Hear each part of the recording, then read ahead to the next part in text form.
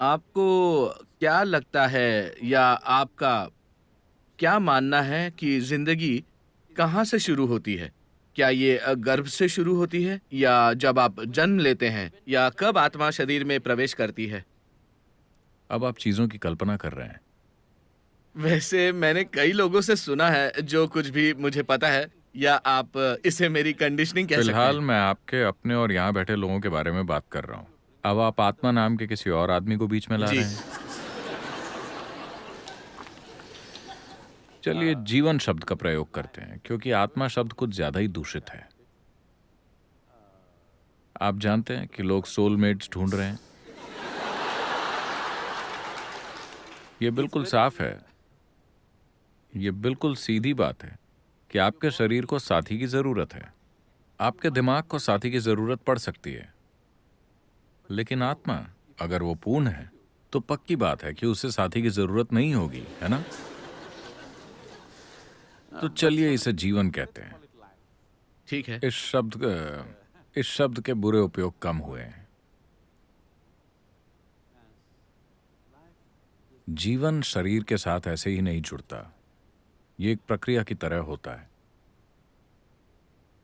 जब भी कोई औरत या मां गर्भ धारण करती है, दो छोटे छोटे सेल एक दूसरे से जुड़ते हैं, फिर उनसे एक मांस का गोला बनता है। इस मांस के गोले को जीवन बनने के लिए, गर्भ धारण करने के लिए लगभग 40 से 48 दिनों के बीच इसमें जीवन की प्रक्रिया प्रवेश करती है। मुझे नहीं पता कि मेडिकल ओपिनियन क्या है। क्या यहाँ कोई डॉक्टर्स हैं? Huh? Okay. Okay. All right. मैं ये अपने निजी अनुभव से कह रहा हूं। 40 से 48 दिनों के बीच वो समय है जब आप प्रवेश करते हैं। There are some lives which enter later. कुछ ऐसे जीवन भी होते हैं जो बाद में प्रवेश करते हैं। मान लीजिए ये ऐसी चीज है जिसे एक औरत या मां महसूस कर सकती है अगर हम उन्हें थोड़ी ट्रेनिंग दें। अगर वो देखती है कि जीवन ने 48 दिनों के बाद प्रवेश किया है तो आप सच में किसी खास प्राणी को जन्म देने वाली हैं, क्योंकि इस जीवन को अंदर सेटल होने में वक्त लगेगा। कोई बहुत ही असाधारण जीवन जन्म लेने वाला है।